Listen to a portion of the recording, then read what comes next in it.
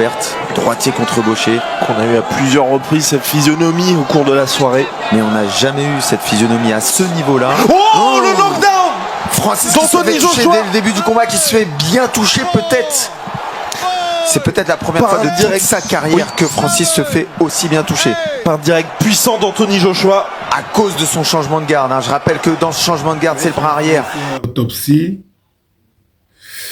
d'un échec. Qui suis-je pour pouvoir te faire de la morale? J'ai grandi dans un environnement, dans une culture où lorsque quelqu'un te dépasse, tu portes son sac. Et quand on dit que quelqu'un te dépasse, ce n'est pas seulement en âge, en tout. Lorsque quelqu'un a réussi dans la vie, là où toi tu n'as pas réussi, tu portes son sac. Lorsque quelqu'un fait ce que tu ne fais pas, tu portes son sac.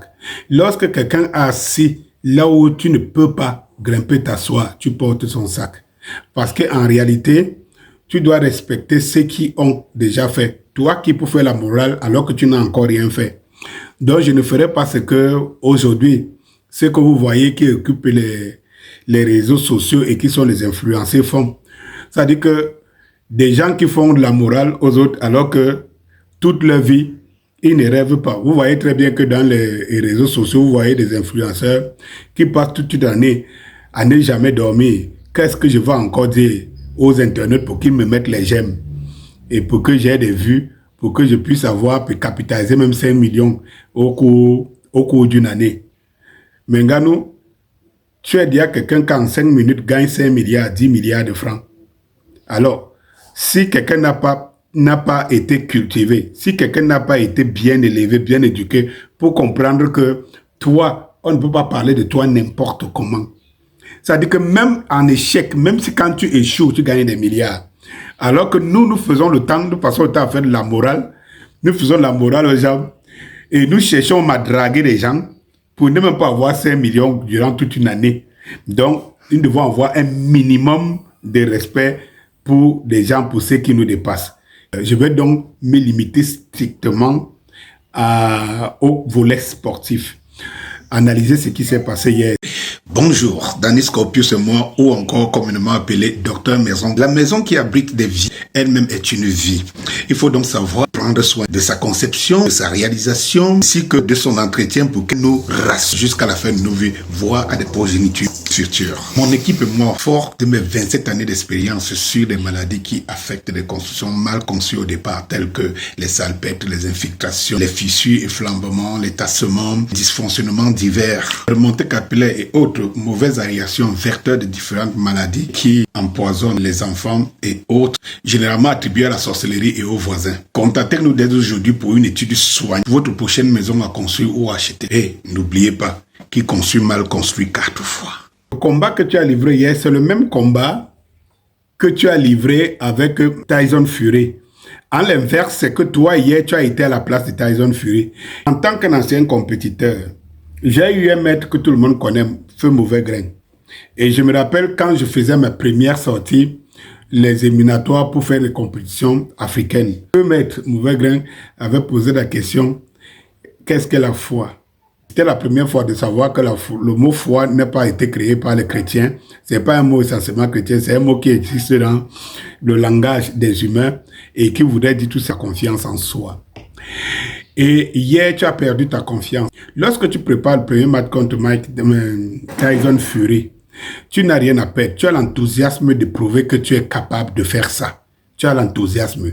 Et tu es convaincu. Tu vas te doter d'un entraîneur qui n'a pas son nom à imposer, qu'on appelle. Ça veut dire que Mike Tyson, qui t'a appris la défense, qui t'a appris l'attaque, et il a surtout axé sur la défense parce que tu devais affronter un adversaire qui était si puissant et que la tactique était de travailler beaucoup plus la défense que l'attaque. C'est pour cela que tu vois quand tu mets Tyson Fury au sol, tu en danses et puis tu ne l'assommes pas. Tu ne l'assommes pas parce que l'objectif, c'est pour ça que plus tard, même dans tes interviews, tu as un sentiment de travail qui n'était pas fini. Ça veut dire que tu pouvais bien le mettre KO. Voilà. Parce qu'en fait, l'objectif, c'est que tu as respecté Tyson Fury. Le problème, à l'inverse, c'est que Tyson Fury il était avec toute assurance que non, vraiment il va faire ta fête.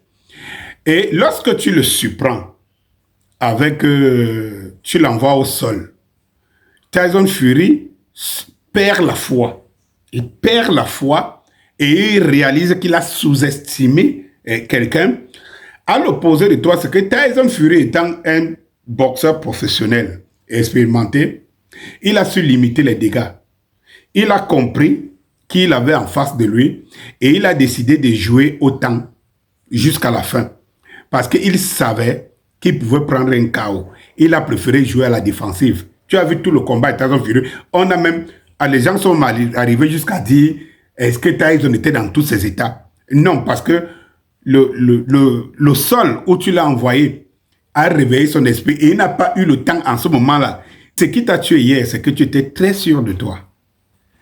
Car en affrontant Joshua, tu t'es mis dans la peau d'un boxeur professionnel qui a affronté le champion du monde de poids lourd et que bon, de toutes les façons, Joshua n'était pas champion, c'était un champion ou alors c'était un boxeur, un grand boxeur mais déchu. C'est-à-dire que tu as affronté ce combat avec un sentiment d'être à la hauteur du combat. Donc le tas d'esprit n'était pas le même. Le combat qui s'est passé hier s'est passé au spirit. C'est dans la foi que tu as perdu le combat. Je suis convaincu que même Joshua, la manière qu'il t'a mis KO facilement, lui-même a été étonné. Il se demandait si c'est vraiment toi, Ngannou, qui est au sol comme ça aussi facilement. Tu avais l'impression qu'il fallait prendre la revanche. C'est-à-dire que si tu n'as pas pu mettre KO Tyson Fury, tu étais convaincu que Joshua devait être à ta portée. Tu aurais dû aborder le combat avec Joshua, comme tu l'as abordé avec Tyson Fury, en tant que quelqu'un qui n'est pas un boxeur professionnel, mais qui va tabler sur la défense. Tu as vu comment tu as abordé Joshua? Tu as abordé Joshua sans défense. On se croyait dans un combat de MMA. Et là, c'était l'erreur. Alors qu'avec Tyson Fury, on t'a vu être tout le temps à la défensive. Tyson n'arrivait pas à te toucher. Tu as vu que il n'y a pas un coup que Joshua a avancé qui ne t'a pas atteint. À défaut d'être à distance, les coups qui sont partis t'ont atteint. Cela veut dire que tu n'étais pas à la défensive. Tu avais une autre chose dans ta tête. Tu as oublié, tu as minimisé, tu as méprisé Joshua.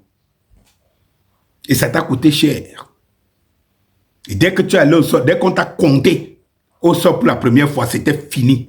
C'est là où tu as réalisé que, hey, ce n'est pas moi qui tiens les rings ici. L'enthousiasme et tout ça t'a emporté.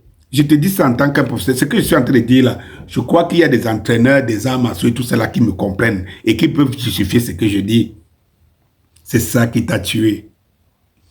C'est ça qui t'a... Tu as méprisé Joshua. Tu es parti du fait que tu as combattu Tyson Fury qui était champion du monde. Et tu n'as pas mis dans ta tête, tu t'es dit que je sois plus prenable. Erreur. Tu l'as affronté avec une assurance. Et regarde les coups que tu as encaissés. Oh, c'est assez demandé si c'est le même Ngannou que Tyson Fury n'arrivait pas à toucher. Où était cette défense? J'ai donc deux choses en conclusion. C'est que soit ton équipe que tu as prise pour te conduire par rapport à ce combat n'a pas été à la hauteur, soit tu as péché par le zèle, par l'excès de zèle de ce que je suis en train de dire, que tu étais confiant que Joshua n'est pas à la hauteur de Tyson Fury. Et ça t'a coûté cher. Et je suis sûr que si on remet le combat là, même si c'est aujourd'hui, il sera nettement différent. Parce que tu vas respecter Joshua. Tu as combattu avec le champion du monde.